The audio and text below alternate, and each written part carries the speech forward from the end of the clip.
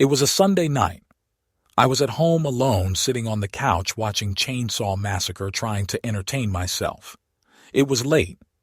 I looked down at my phone and the time read 11 o'clock. As I was looking around the room, I heard the chainsaw buzz loudly on the TV. I jumped looking back at the TV, seeing the main character running. I felt fear racing through my heart. When I caught a glimpse of Dice, my German Shepherd, standing in the door that led to the stairs. I couldn't see Dice properly. I could only make out his shape from the light coming off the TV.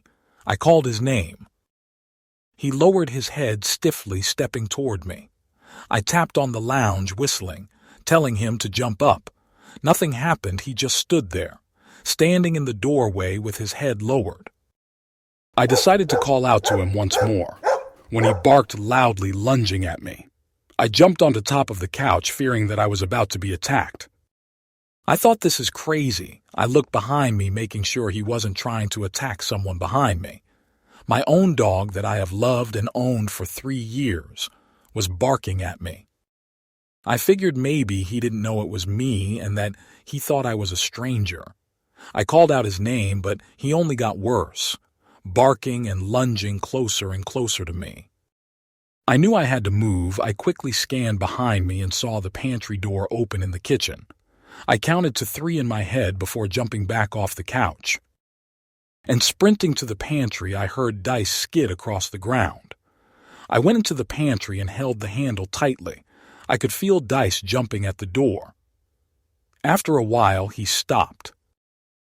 About an hour passed before my parents got home. I heard them calling out my name. I got the courage to leave the pantry. When I opened the door, I saw my mom. I called out to her. She rushed over to me in a panic. When I told her what happened, she widened her eyes at me. She told me that Dice just ran out the front door and took off. Till this day, I have never found out what happened that night. Ever since my dad found him, he went back to being completely normal. The vet told me he could have been triggered by the screaming on the TV, and from it being dark, he might have not recognized me.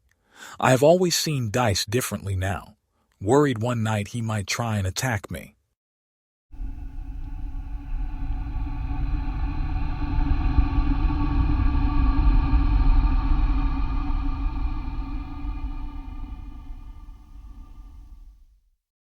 This story happened to a friend of mine. Her name was Emma. I used to go to school with her, and it was shocking to hear what happened to her. She told me one day that she got a Rottweiler puppy. She called him Chase.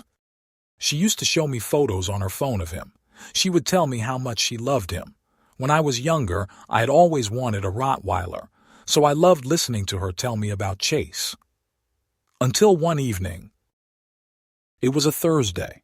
The morning was slow. I was waiting for Emma to turn up to school, but she didn't.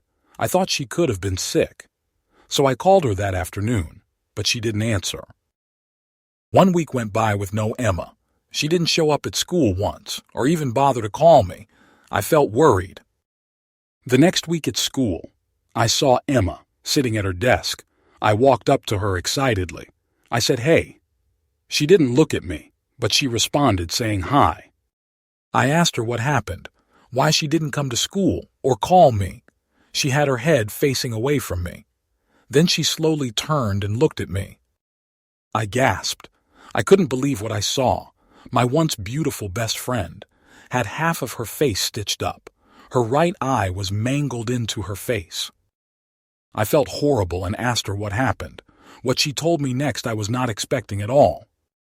She told me that one afternoon when she got home from school with her dad, her Rottweiler Chase come running out of the house. She got on her knees ready to hug and pat him like usual.